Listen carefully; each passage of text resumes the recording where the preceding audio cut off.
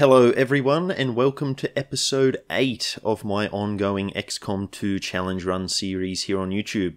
Today we're going to see if we can beat XCOM 2 War of the Chosen using only sharpshooters in combat.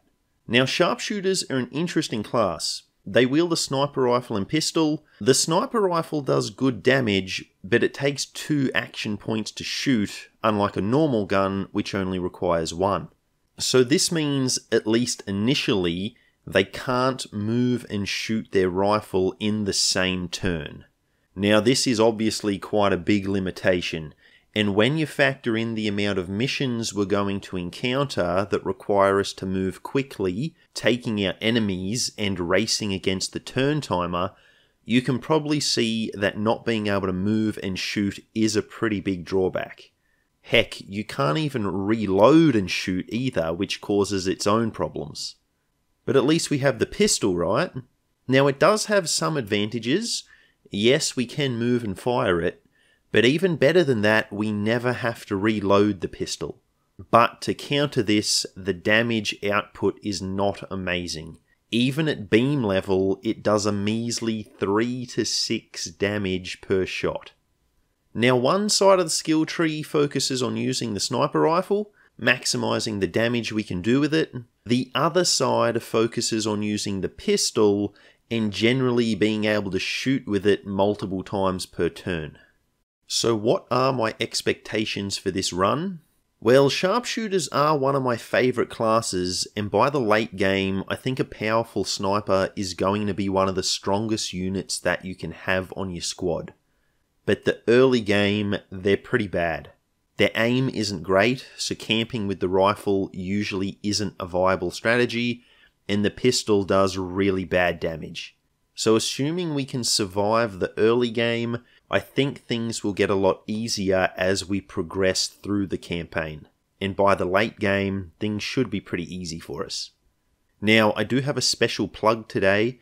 I'm still going to plug my Twitch first. I live stream all these challenge runs over there, so please consider giving me a follow if you'd like to see any of these runs as they happen live. However, I know some of you aren't on Twitch, so I've created a second YouTube channel called The Drifters Archives. I'm going to post the streams over there about 48 hours after they've aired live. Now the edited content will still appear on this channel, that's not going to change. But if you want to catch a stream that you missed, the archive channel is the place to do it.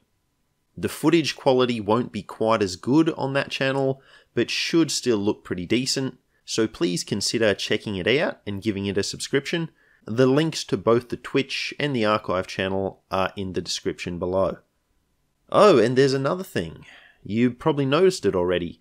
No border around the game footage anymore.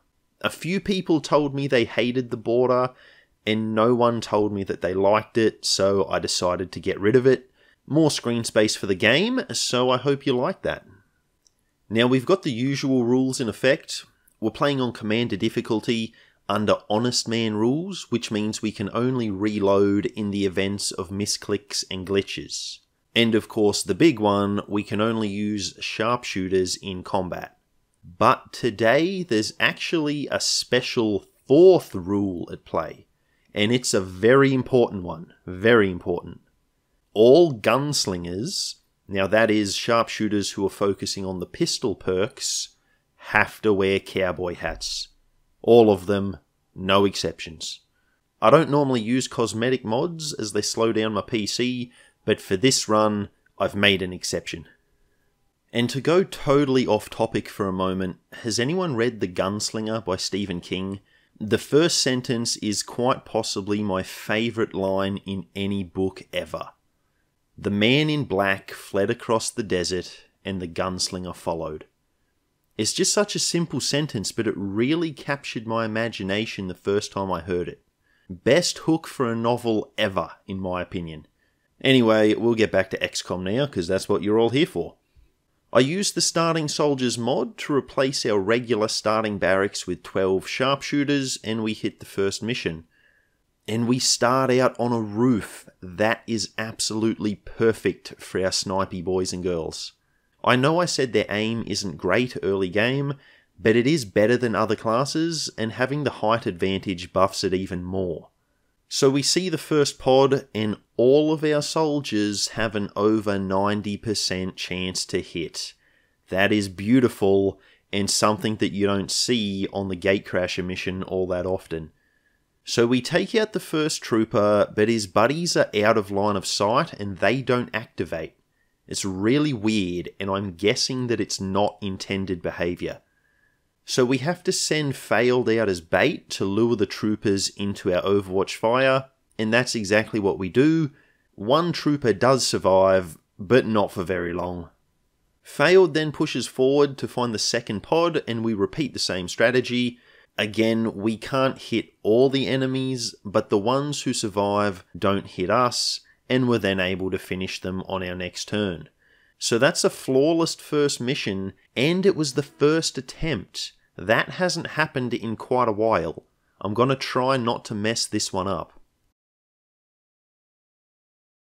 We build a flashbang and the resistance ring as always. We also pick up some free rookies from a scanning reward. It's not the greatest reward in the world, but it's better than nothing. So we have the first guerrilla op, and I do things a bit differently this time. I resend the squad from the first mission. Their will has recovered decently, and sharpshooters level up quite slowly. I'd like to get some promotions before the retaliation mission, and I figure sending out the same lot of troops twice is probably the best way to do that. We'll have another mission between now and the retaliation, so they should have time to recover. So we're able to immediately climb up onto a roof again, and this is exactly what we need for our snipers, somewhere they can set up and do a lot of damage. And the first pod goes down to an Overwatch ambush, but the second pod we're not as lucky. We take down the trooper, but the sectoid survives and flees.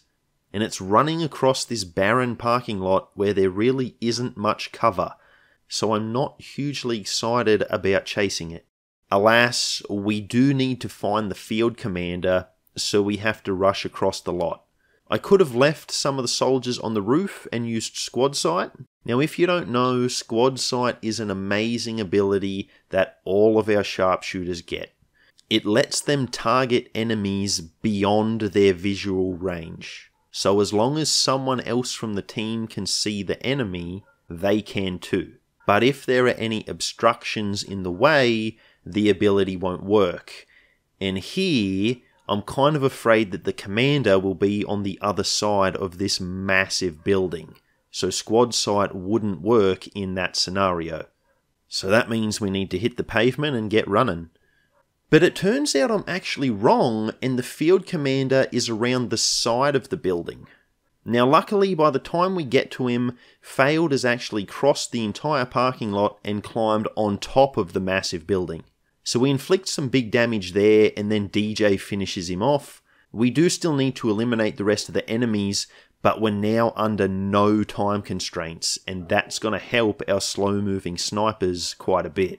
So we're camping on the roof when the final pod, very foolishly, decides to climb up there with us. Now that sectoid from earlier has brought some friends, and they're all face to face with our Overwatch shots. We very easily dispose of them on our turn. It's a flawless victory, but we've only obtained one promotion, so my plan didn't work as well as I intended. Oh, and Kat here gets the Gunslinger perk, so she's the first to get the cowboy hat. It's looking real good, I must say. The council mission is the Horde sitrep, where we need to save a VIP from the Lost. So that means we need someone to run in and be bait for the vicious zombie hordes. Now, who could I give a job with such a low probability of survival to? Just who? Who would be the right person for that position?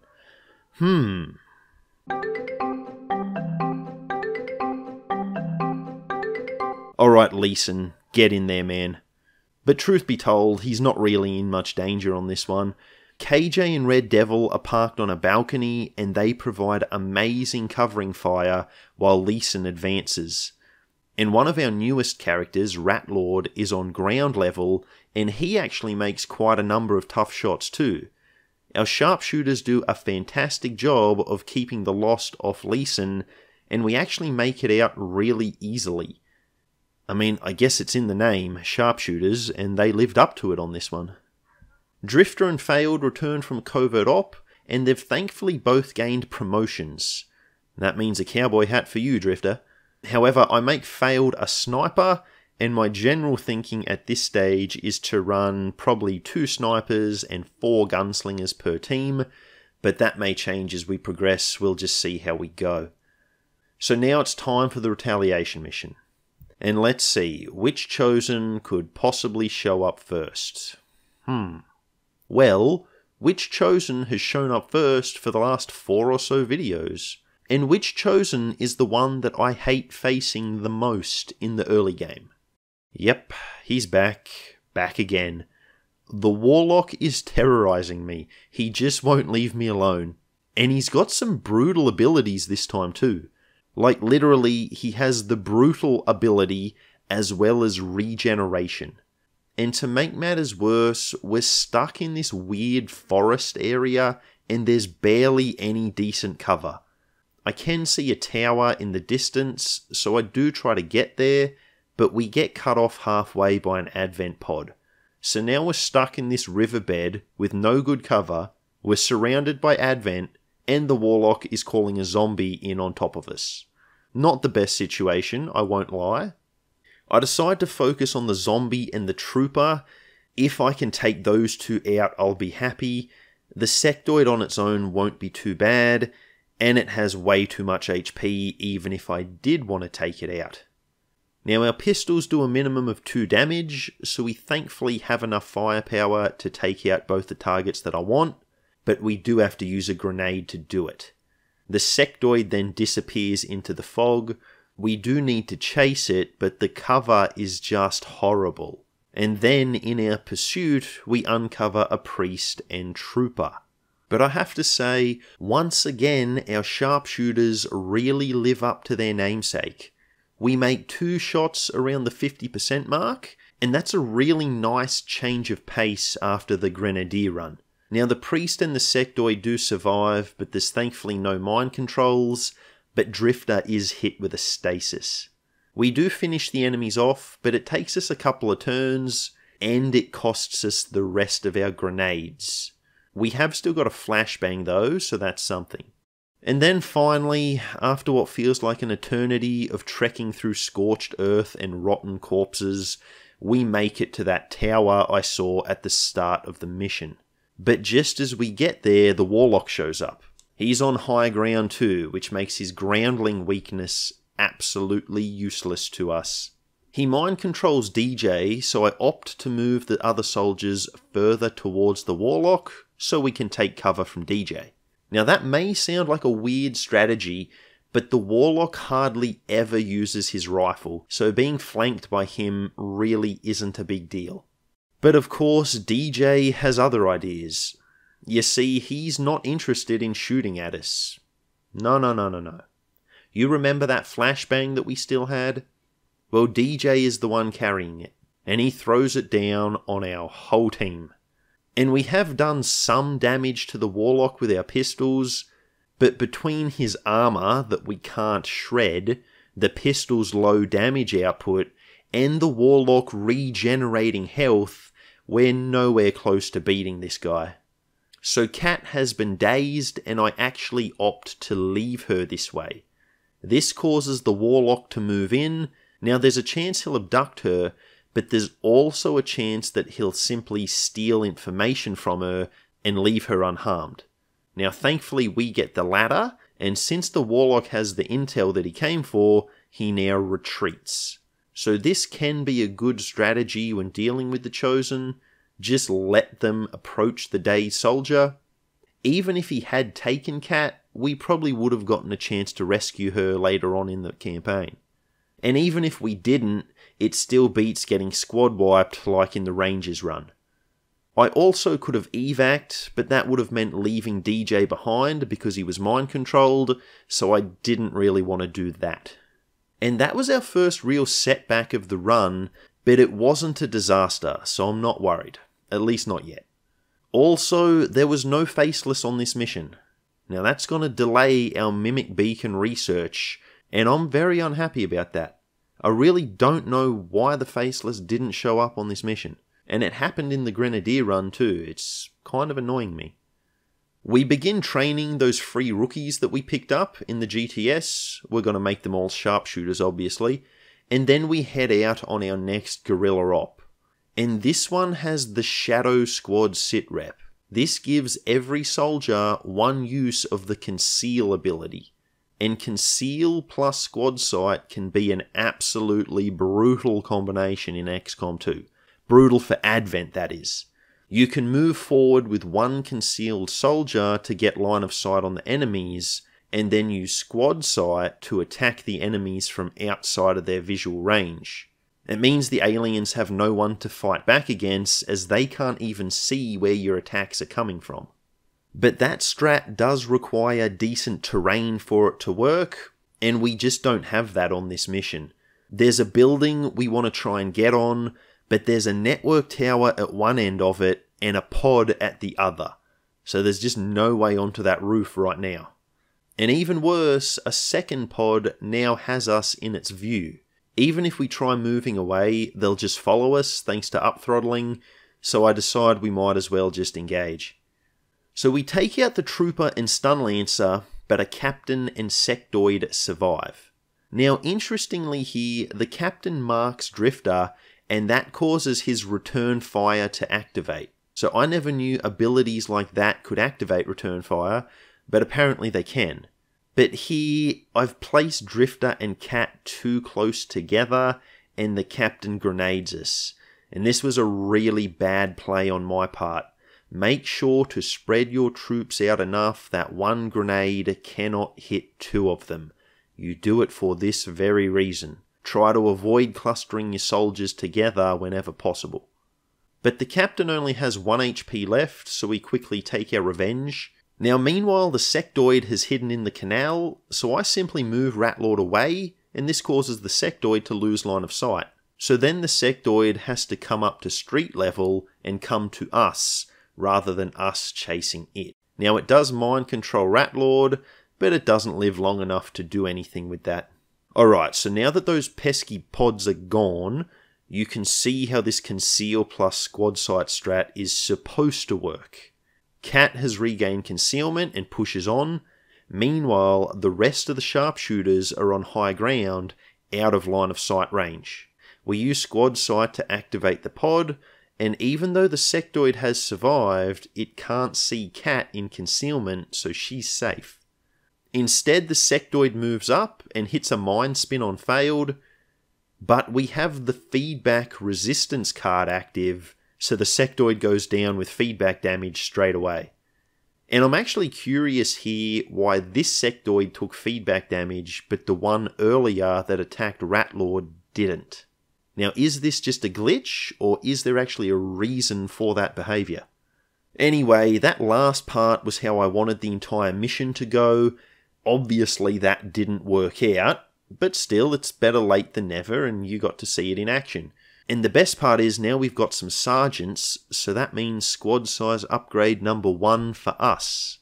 So now we can field 5 soldiers just in time for the first supply raid. And this is a weird mission.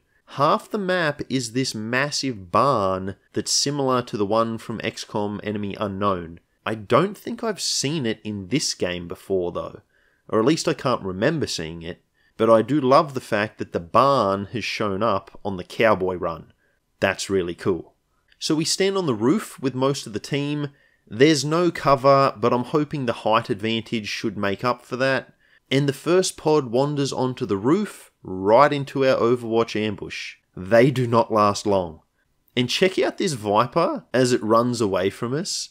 It kind of looks like it's sticking its middle finger up at us.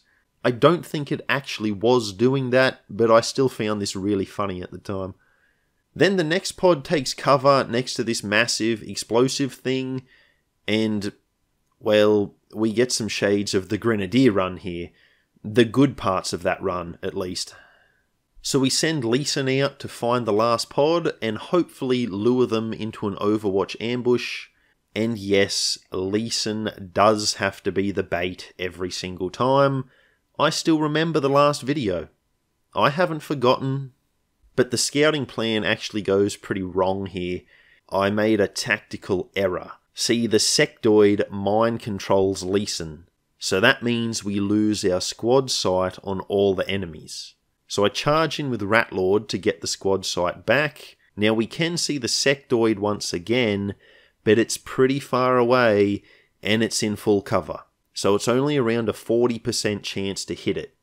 But we have 3 shots, so statistically speaking, one of them should hit.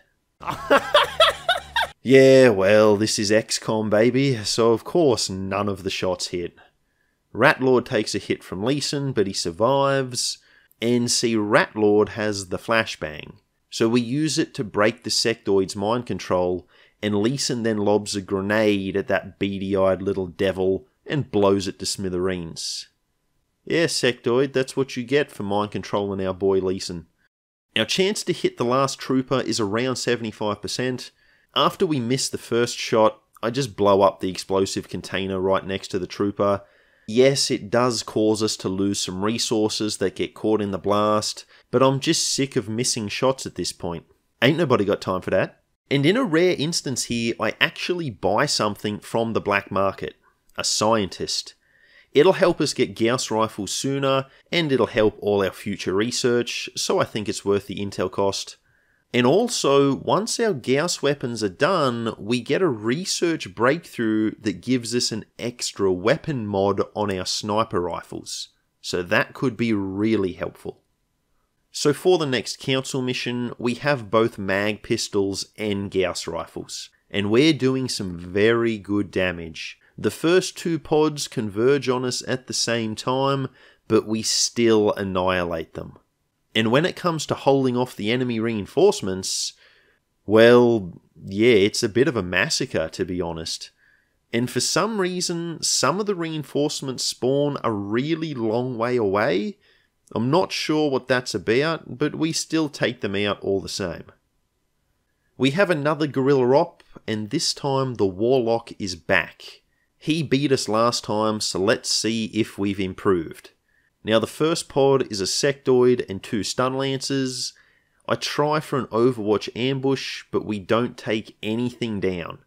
So that improvement isn't looking really good right now, is it? However, not everyone was on Overwatch, and Cat is able to finish the sectoid. And we use the flashbang to keep the stun lancers at bay.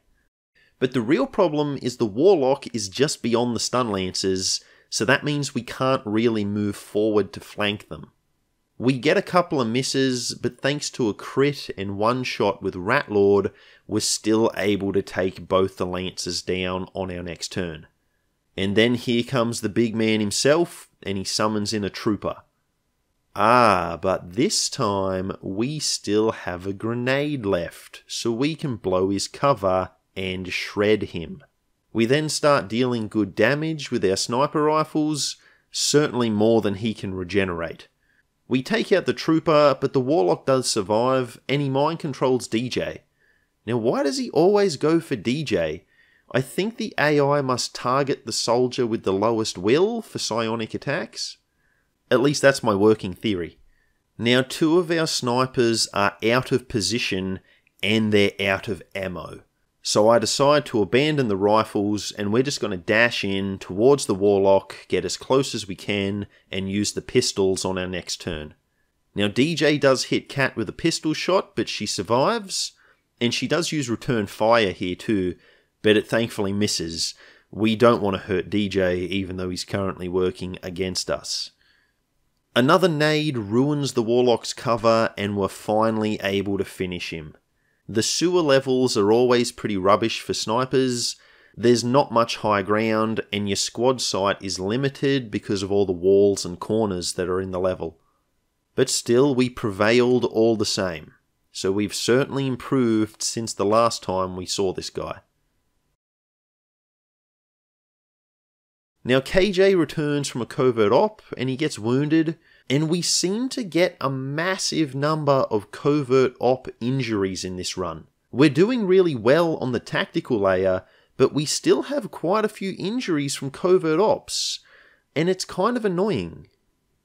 And then there's this retaliation mission, and just looking at it immediately you can see that the terrain is horrible. We're miles from anywhere, there's no good positions to set our snipers up in, and there's a severe lack of cover. And even better than that, mutons are now being deployed. We are able to keep our soldiers safe easily enough, but we're just moving too slowly. Advent end up taking out too many civilians and we lose the mission, and I really feel like there wasn't much I could do on this one. Now I do consider hanging around to take out the remaining enemies, but that's before we activate 2 pods at the same time. So instead I opt for a new strategy, where we run away and leave the entire haven to burn to the ground. Now look, it's not the best strategy, I know, but we saved 2 people, so that's something. And the really annoying part is it means we've missed out on more faceless corpses, which puts us even further behind for our mimic beacons. Now that's really annoying. And that one is our first properly failed mission. And it's not that our soldiers couldn't handle the enemies, they just couldn't handle them quickly enough. But the answer to our low mobility problem may have just arrived. We've researched plated armor. Now this is great in of itself as it gives us more HP and it lets us carry more utility items. But the other thing it lets us do is build spider suits. And spider suits have a built-in grappling hook. This is going to be huge for our snipers. The grapple allows the soldier to move to high ground, and it's a free action. So in the right circumstance, we can not only move and fire our rifle on the same turn, we'll also get an aim boost for being on high ground. And what a mission to try our new gear on. A guerrilla op with the surgical sitrep. That means we're limited to 3 units. That's pretty brutal. And we really need to win this one since the Dark event makes the Chosen more likely to appear in combat. And that is something that I really do not want. So DJ has a spider suit, while both Cat and Drifter are rocking lightning hands by this stage. Now this ability gives them a free attack with their pistol, and given we only have 3 soldiers, I think we're going to need all the attacks we can get. And lightning hands actually comes in really useful here. There's this Viper and Sectoid that are right on top of the objective we need to hack. Now DJ has moved on his turn, so he can't fire his rifle, but just with Cat and Drifter alone, they get 4 attacks between them. Now the Sectoid does survive, but it falls back. We shoot at it as it flees, but we can't score a hit. And then this Captain and Stunlancer drop in to help the Sectoid, but it just leaves them high and dry and keeps falling back. So no good deed goes unpunished, as the saying goes, I guess. And we do punish those Advent boys. The Captain does survive, but it falls back as well, and that has left the objective completely unprotected. So we go in and easily hack it, and I consider evacing out. Both the Captain and Sectoid have retreated back towards the same pod, so that means we've got a minimum of 4 enemies clustered together. By hacking the objective, we've already stopped the Dark event, and I don't really need the reward for finishing the mission. It's only some supplies, which we're not short on at the moment. So I decide to take a peek at the enemies, but I'm ready to evac if need be. And while there is 4 of them, DJ and Drifter are set up on the billboard quite far away from them. And DJ from here is able to take out the Captain from earlier. Plus, Cat's lightning hands has recharged, so she takes a free shot at the Sectoid. It survives on 1 HP, but Cat can then flee back behind the truck and out of line of sight. So this forces Advent to move up on us rather than attacking. And exploiting line of sight like this is something that really only sharpshooters can do, I think.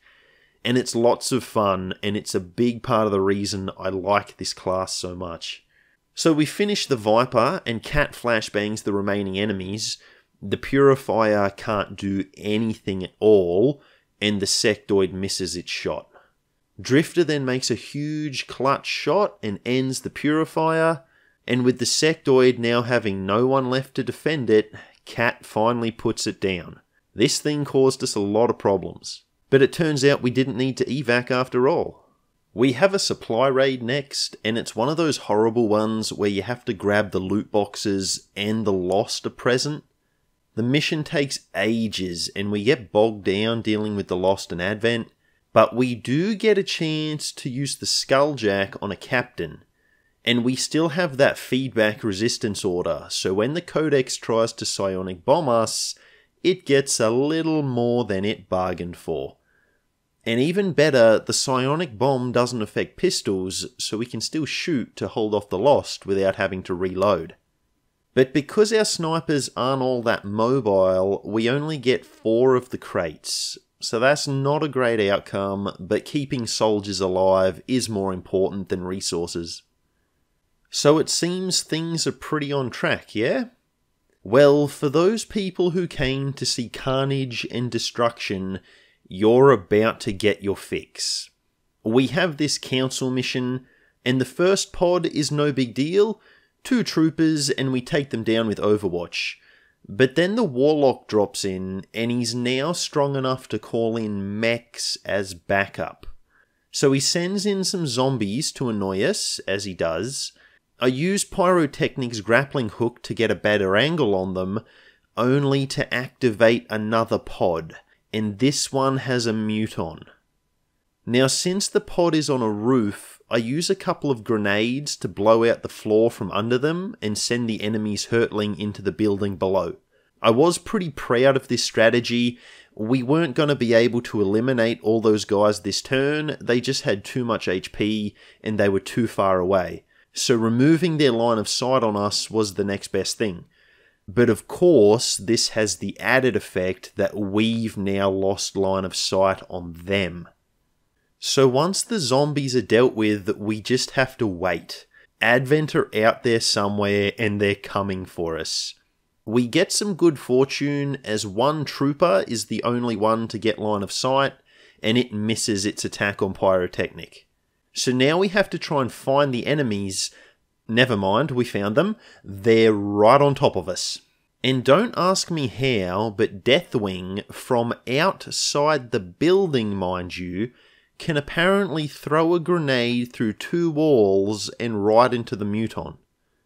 Now I'll take these physics-defying walls, but they will come back to haunt me later. Now the grenade has the added effect of destroying the building's wall, so we can get an easy flank on the muton. We take down the troopers as well, but before we can celebrate, the Warlock is here.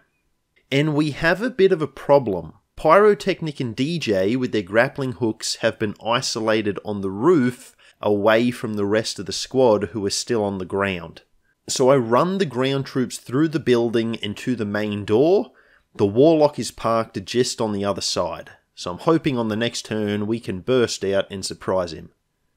Now he summons in a mech, which is awful, and he hits a Mind Scorch on DJ, but it jumps down to the level below and hits Ratlord as well. So blowing up the ceiling earlier is coming back to haunt me now. And I don't use the grappling hook for this purpose very often, but it turns out it actually can propel you to a lower area in the right circumstances, as well as going up to higher ones. So Pyrotechnic is able to move right next to DJ, revive him, jump inside the building, and finish off the mech. What a complete monster of a man.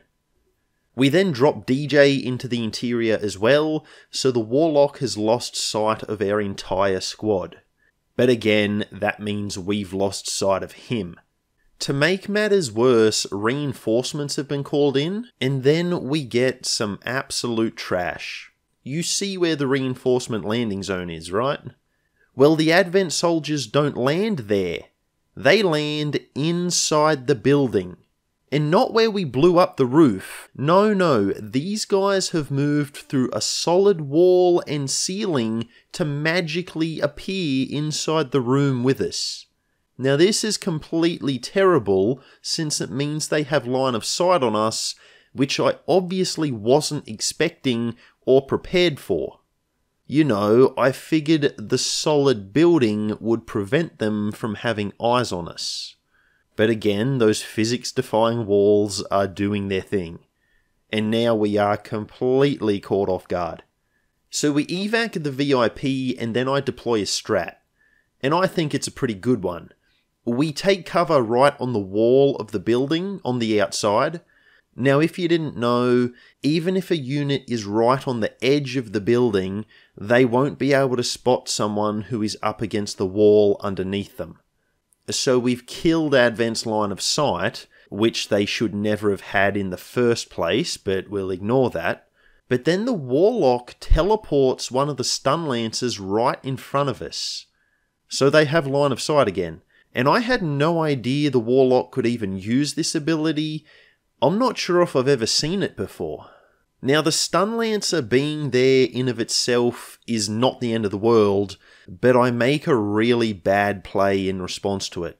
I was pretty frustrated and I was a bit panicked, so I definitely wasn't at my best. I start charging to the evac zone before testing that everyone can actually make it there. I mean, the evac zone is really close, so I just assumed that they would. But see, DJ is still recovering from another mind scorch. His movement is restricted and he cannot make it to the evac zone. And I've already dashed to the spot with 3 of our soldiers, so they can't defend him. So I shoot at the Lancer with Ratlord, our only other unit left, but we miss, of course. Then the Warlock hits both DJ and Ratlord with a Mind Scorch again.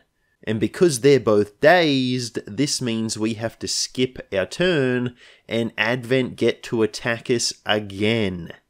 And this mech does not care at all about hitting one of its own with its missiles.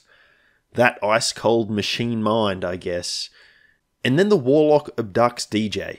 Now thankfully this causes the Warlock to warp out of the mission, which removes Ratlord's mental conditions. So Ratlord can at least escape What? What?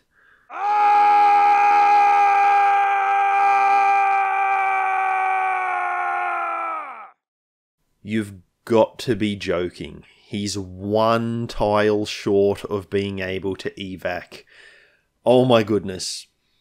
Well, there's one last strategy that I can try. See, I haven't mentioned it until now, but Ratlord actually has the Shadow Keeper. Now this thing is probably the least useful as far as alien hunter weapons go, but it does have a kind of cool ability. Once per mission, eliminating a unit with this pistol puts you back into concealment. So if Ratlord can end the stun lancer, the one that was injured by the mech's missiles, we may have a chance of getting him out alive. And he does it. Alright, we just need the troops to not come near us. Oh, okay. It's come near us immediately. Alright, maybe the stun lancer will miss? Nope. Ratlord fell, trying to protect DJ. I guess the moral of this story is that you should always be self-serving and only care about yourself. That's a joke, obviously, but losing Ratlord hurts. And that was literally the first mission we took the Shadow Keeper out on, and now it's gone forever. I mean, for the rest of this campaign at least. And I was really frustrated after this mission. Those reinforcements coming through the wall completely ruined things for us. Sometimes life and XCOM just isn't fair. Now there is some good news. There's a decent chance we'll get the opportunity to save DJ later in the campaign. However, in the meantime, kidnapping him is going to give the Warlock a significant power bump. The next mission goes fine, in no small part because we can deploy 6 soldiers, but it takes place in what looks like an Advent factory, and I had a bit of a chuckle at this, like as if instead of trying to locate and rescue DJ, we're instead sabotaging the Advent burger distribution facility. Like, we'll get their fast food, that will avenge our fallen brothers. The spider and fly dark event triggers here, which usually causes a risk of ambush on all covert ops, and as regular viewers will know, I cannot stand ambush missions. But see, we have the Reaper resistance order that prevents ambushes on any covert ops. So our resistance card actually trumps the dark event, and there's still no ambushes for us. And you have to love when a dark event is completely useless. Now we have our first mission in the assassin's territory, which means she's guaranteed to spawn in.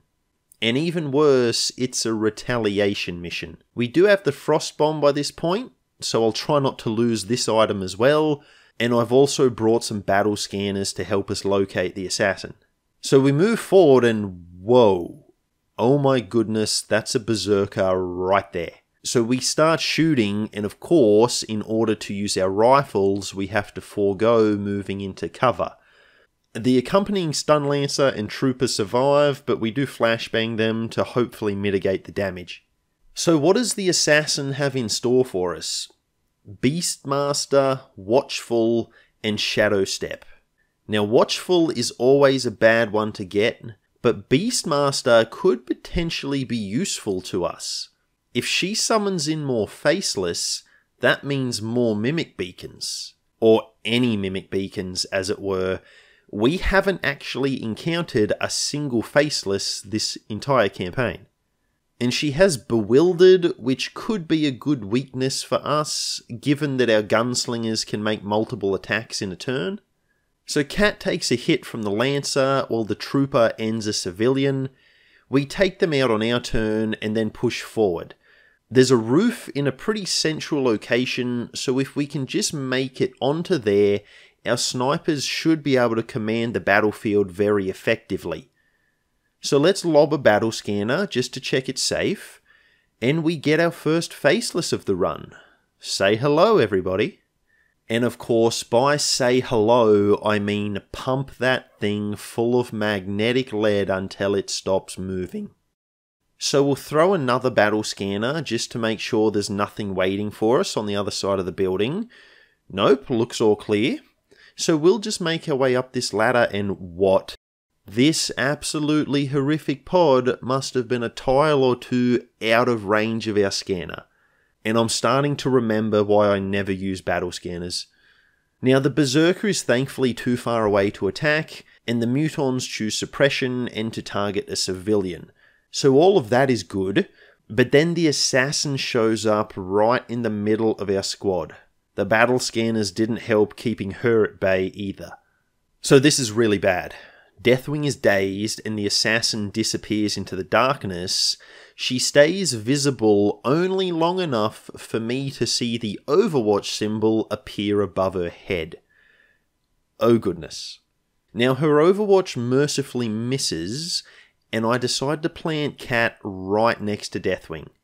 I'm hoping to bait the Harbour Wave from the Assassin, which may seem like a terrible idea, and maybe it is a terrible idea, but Harbour Wave at least won't take away any of our HP.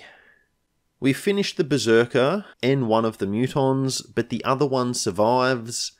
I've left Drifter and Pyrotechnic really close together, so I'm worried about a grenade, but the Muton only goes for a civilian. Now, of course, the situation that we're in is not bad enough, so we need another pod to patrol right into us. And the Assassin doesn't actually go for Harbour Wave, she instead uses a blinding grenade. And I'm actually okay with this. Cat doesn't need to be able to see her enemy to lob a grenade right in its face. So we're able to take out the Muton, but the Priest and the Shield Bearer, who just arrived, both hang on. The Priest mind controls Deathwing, and taking control of the guy who presently cannot see may not seem like the best idea, but that blind status will be gone by next turn. The Shield Bearer, of course, activates the shield, so now the Priest has buffed HP.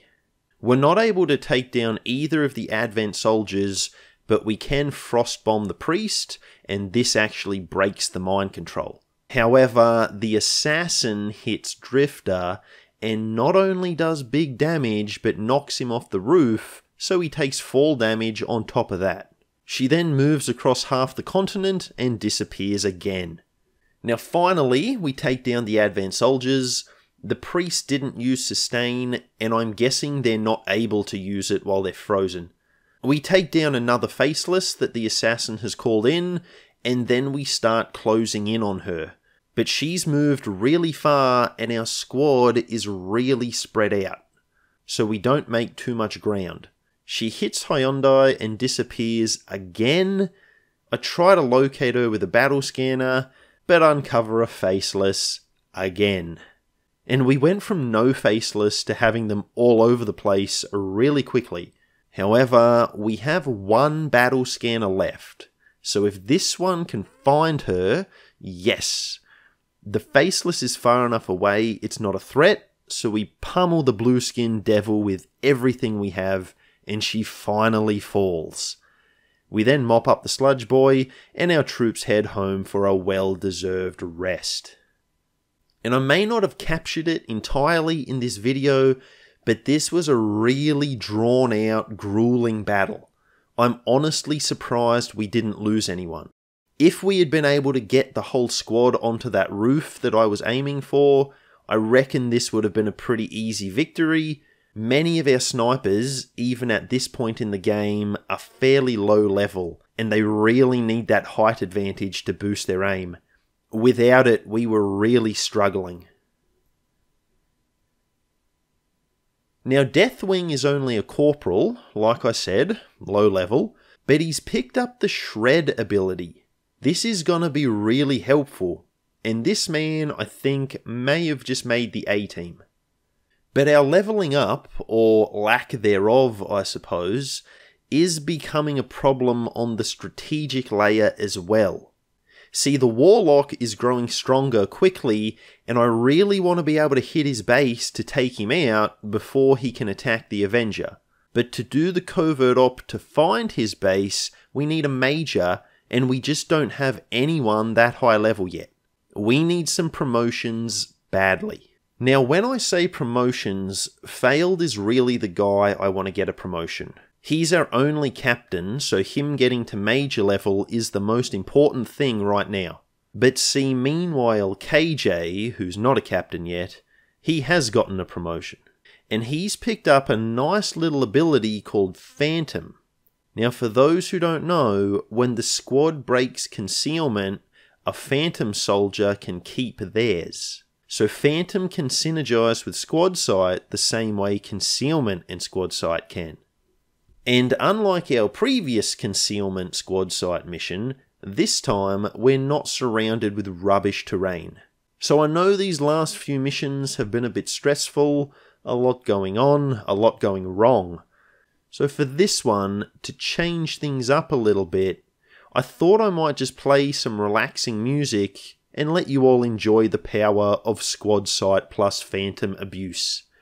It's a beautiful thing to behold, and it should help you find your zen, or however that stuff works.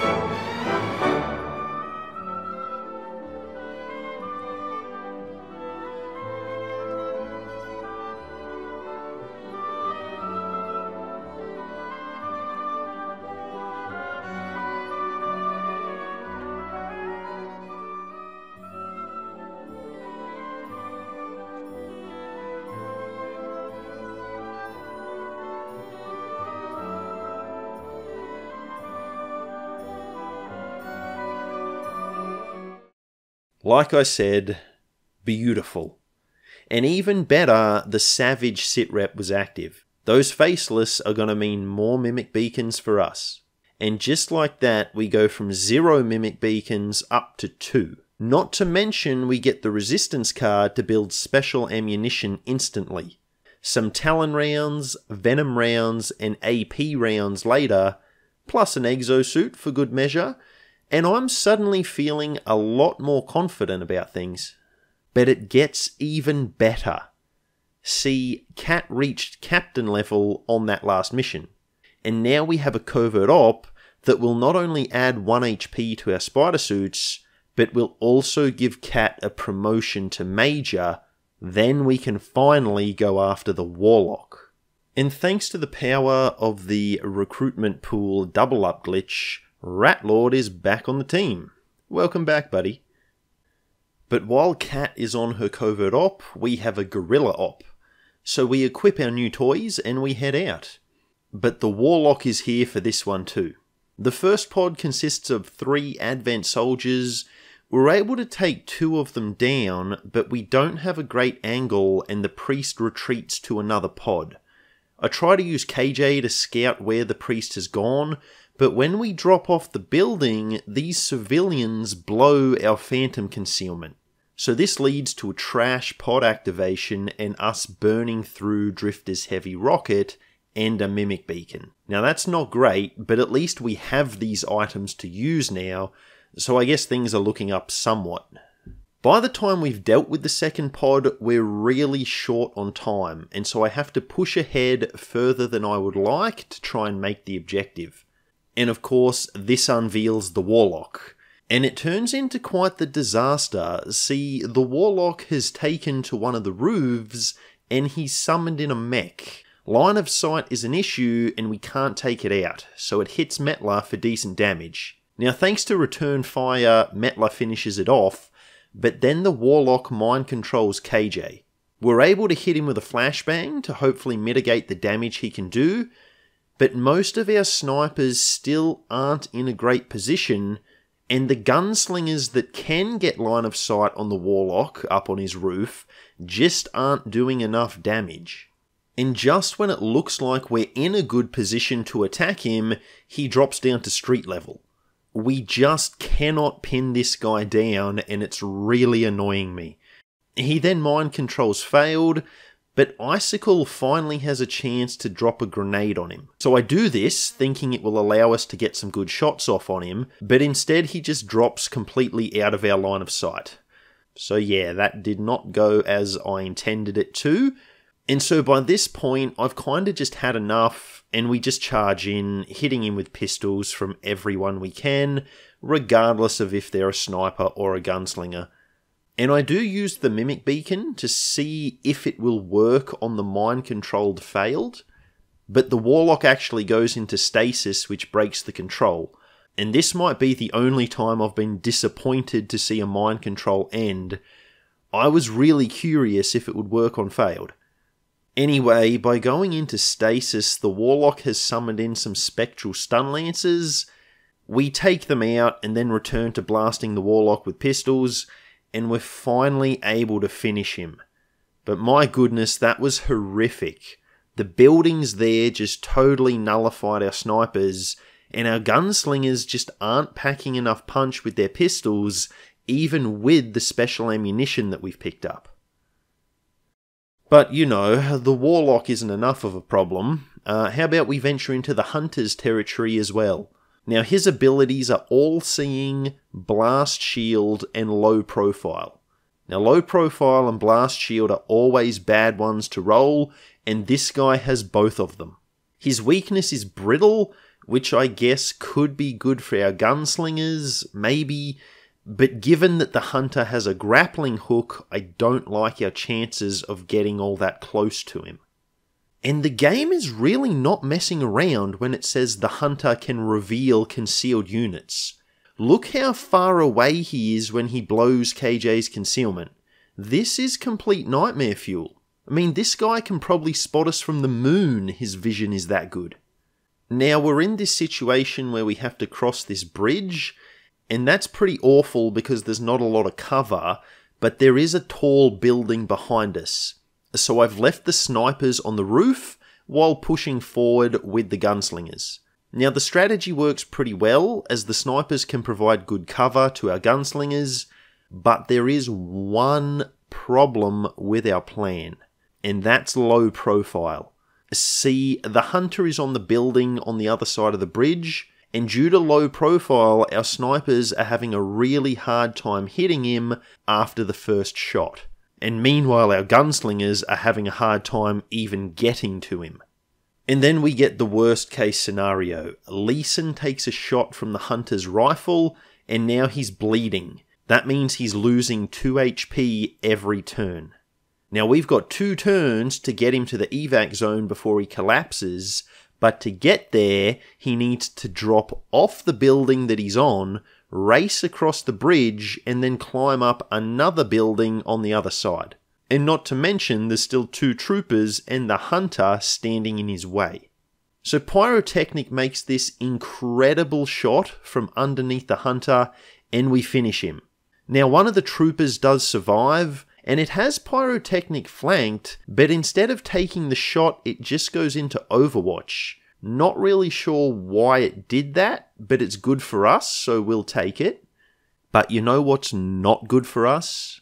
You know what is completely awful for us? Leeson is 1 tile away from being able to make it to the evac zone before he runs out of HP. Now this is the second time this campaign that we've been 1 tile short on a critically important evac. We vent our frustrations on the trooper, and then Leeson keels over from exhaustion right next to the evac zone. And as he falls, he mentions something about his children. That one hurt. Tell my kids! So yes, apparently this man has children. Those poor kids. They're probably hoping Advent wins the war. Now thankfully Leeson is only in bleed out, he is still alive, and I'm starting to think the hunter's rifle has a really high chance of sending your soldier into bleed out rather than outright ending them, and it might even be 100% chance, I don't know. It just seems to cause bleed out a lot, and if you meet this guy early game, he can one-shot your troops, so having bleed out gives you a little bit more time to save your squad. I'm guessing it was something intentional that the developers did. Anyway, everyone made it out alive on that one, but these chosen missions are really brutal. Every time these guys show up, things go badly for us. So much for our new toys swinging the pendulum in our favour, it's just not working out that way. And then we arrive at our ultimate dilemma. The Warlock has now reached max level. This means he can launch an attack on the Avenger at any time. Now Cat has returned from a covert op, so we really have no choice. We need to hit the Warlock's base and finish him before he comes for us. So we gear up the best soldiers we have, and we launch our assault. So first turn, and I scout ahead with KJ, who eyes this pod, but through either line of sight shenanigans or just bad luck, there's actually a 4th enemy that KJ can't see. So I don't account for this 4th enemy when I move forward with Metla, and we go in a line of sight, we activate the pod straight away. Now our soldiers are out of cover and not ready to deal with this threat. We do the best we can to take them out, but we have to use a Mimic Beacon. So that's a Mimic Beacon blown on the first turn of the mission. So with that alone, you can probably guess how this one is going to go. And the second pod is even more garbage. Again, I've used KJ to scout ahead, but this pod of an Andromedon and 3 Mutons patrols right through the door and sees KJ face to face. So there's our concealment gone. We use Drifter's rocket, which is another resource I didn't want to burn through this early in the mission. And then with Deathwing, I thought I was shooting at the Andromedon, but I actually target one of the Mutons instead, which is a total waste. And to make matters worse, Cat misses one of the Mutons with face-off. Now this combination of bad luck and me not paying attention leaves both the Andromedon in its second form, as well as one Muton both alive and kicking. They both target KJ, and they both land their attacks. KJ is gone. Not only are we down one soldier, but he had the second mimic beacon, so we can't use that anymore. Now I can honestly say this is the worst start to one of these missions I've ever had. Thankfully the remaining pods aren't too bad. We Overwatch creep forward, and honestly this is what I should have been doing the entire time. Scouting with a lone phantom soldier just seems way too risky on a map like this where there's lots of doors, corners and tight spaces. I mean, if it goes right, it's great, but if it goes wrong, it's disastrous. And that's especially true for our snipers, who don't have the ability to react quickly to a situation going sideways. So we're heading into the chamber with only 5 soldiers, and that's actually really bad, especially given how much trouble the Warlock has been giving us. Now we take out the usual pod waiting in the chamber, and now here he comes. The final showdown. We're out of explosives and he heads straight to full cover. So we're off to a good start. Now Cat has venom rounds here and we are able to poison him, but he seems to recover from the poison really quickly. He calls in 2 heavy mechs and mind scorches both soldiers carrying blue screen rounds. In fact, he's hit over half our squad with mind scorch. Now I'm sure people will tell me that I should have had these soldiers spread out, and that is true, but there's not too many places to spread them out. Not if you want the high ground, which is a must to boost our aim. So we recover the troops with blue screen rounds, but they only get 1 action point back, so no one's firing a sniper rifle here. And their pistols, even though they do benefit from the blue screen rounds, just aren't enough to deal with 2 heavies. So we get missiled into oblivion, and now we're low on health and low on cover. And then Metla gets mind controlled. So we take out the final mech, but between the Warlock regenerating health and gaining shielding on missed shots, we cannot take him down. He does go into stasis here, which gives us back control of Metla, but then we have to deal with the Spectral Stun Lancers, and that means that we don't have enough firepower to finish him off yet again. So he mind scorches 3 of our soldiers yet again. We charge in with Metla and Cat, and they're thankfully able to finally take this guy down. So now I want to go to town on the sarcophagus, but again, the daze means we cannot use our rifles. We don't have enough action points. And the team is too far away from it to shoot it with their pistols. So we can't really do anything useful with these 3 soldiers. And then look at the reinforcements we get. An Archon and a Priest. These are stupid amounts of HP that we're having to deal with. And you know what would be really useful right about now? KJ's Mimic Beacon. But then the next lot of reinforcements arrives. It's an Andromedon and a Berserker. And to think, I said the last lot of enemies had a stupidly high HP pool. Now this is by far the worst set of reinforcements I've ever faced. I mean, the second wave usually has at least 1 weak enemy like a Codex, but not here. This is just an endless stream of high-powered foes. So we can't even defeat all the enemies, let alone do any damage to the sarcophagus. And here, Red Devil falls to gunfire from a Priest. I think it wanted to use mind control, but it caught on fire, which disables most abilities, so then the only thing it could do is shoot, which is what it did. Now Red Devil is bleeding out, and we could stabilize her, but that will mean spending a turn not attacking, and we still won't be able to use her for the rest of the mission. So in a pretty heartless move, I have to leave her to her fate. And now the Warlock is back, but we spend more time dealing with the other enemies than we do on him. And by this point, you can probably guess what he's going to do.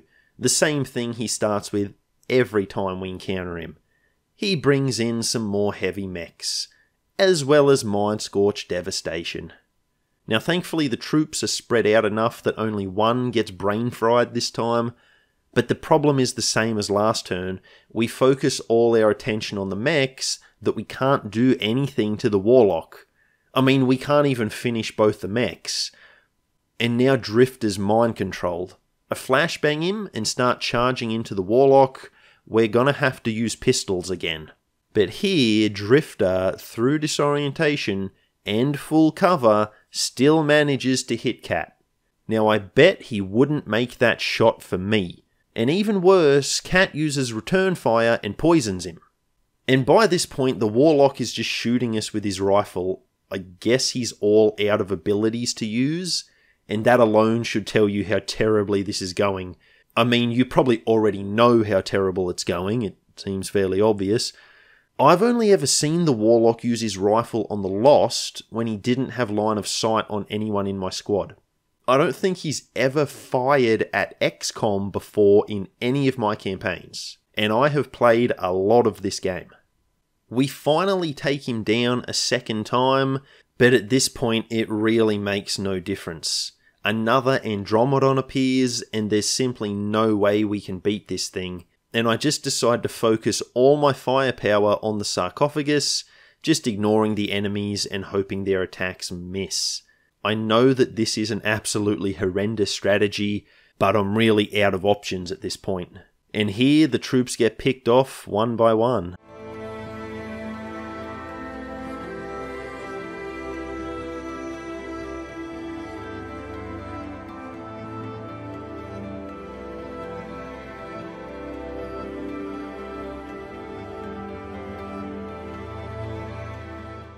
Until Drifter is the only one left standing. He's the last gunslinger, if you will. And sometimes you just have to accept your fate. So Drifter moves in, face to face with the Andromedon, and meets his end unafraid. Now the Andromedon actually misses with its punch. Really wish that could have happened for KJ, but it doesn't matter, as one of the multiple Archons that are now here strikes our cowboy down. And that's it. We lose. I know, you didn't see that coming, right? Or maybe you did, I don't know. And just to put into perspective how brutal this was, we spent over 40 minutes in the final chamber alone. Our sharpshooters held on for a long time, and even if we had gotten luckier with the reinforcements, maybe some mechanical enemies that we could have abused with blue screen rounds, we might have had a chance. But as it stands, we couldn't get the job done. And so here, I actually decide to throw the campaign. In our barracks, we've got one major, one lieutenant, and everyone else is sergeant level or below. Our soldiers probably aren't strong enough to win a regular mission, let alone the Warlock base attack that is imminent. Now, if it wasn't for that mission looming over our heads, I might have pushed on. I mean, even then, we've lost our mimic beacons, we've lost all our gear, it would be a huge setback. But with that Avenger Assault mission, there's really no point in going any further. And when I say no point, I mean I already know what the outcome would be. We would do the base defense, lose, and then the campaign would be over anyway. And yeah, I could restart the Warlock base mission. If KJ had survived, things would have gone very differently, I think. But that really isn't in line with our honest man rule. And I know I restarted the Skirmisher mission, but that was one mission. And actually it was less than one mission, since it didn't restart us at the very beginning. But doing half a campaign after a reload like that, it just wouldn't sit right with me. And these are the perils of playing on Honest Man, I guess. If a critical mission goes wrong, it's game over. And so there you have it. I cannot beat XCOM 2 War of the Chosen with only sharpshooters. I did discuss it with the good people in my Twitch chat, and we agreed that it would still be worthwhile me making this video, even though we lost. It keeps the videos unpredictable, knowing that we won't always be successful, and hopefully it was still interesting to watch. But don't get me wrong, I am going to attempt this challenge again, and we are going to beat it. I'm just a bit in shock, to be honest. I really didn't see this coming. I thought once we made it past the early game we'd be laughing, but I was wrong. Really wrong. And reflecting on our loss, I think the advice I gave back in that first retaliation mission was pretty bad. Letting the Warlock get intel from Cat, as well as him capturing DJ later on, allowed the Skullet Man to reach maximum level much faster than he normally would have. Now this, in turn, caused us to hit the base assault before we were ready, especially given that our sharpshooters level up so slowly. Like, imagine if all of our gunslingers had fanfire, and imagine if we had some snipers with serial. Things could have gone very differently, and we were also less than a week away from having plasma lancers too. That could have helped us a lot. If we had just had more time, I think we would have been okay. So I think evacing out of that first retaliation mission would have been the better play in the long run, but obviously I didn't realise that until it was way too late. So anyway, sorry if this one is a bit of a disappointing ending. I hope you'll join me next time all the same. I've got a couple of videos in the works right now, and I'm not sure which one will be out next, so I'll leave it as a surprise. It might even be another attempt at this very challenge, who knows. But I do hope you'll join me then to find out, and if you like this video, please give it a thumbs up, leave a comment, and subscribe to the channel. But that's about all from me, so thanks for watching, and enjoy the rest of your day. Gotta focus on yourself, on your faith, on your dreams, on your mind, on your health, yeah. You gotta work, never tell, keep your head down, find what you love and excel, yeah. Push and pull and repel any hate, go create what you want, feel compelled, yeah. And once you finally get a taste of the race, you'll never look back once you felt that. Don't let somebody take your time and your worth, just focus on yourself.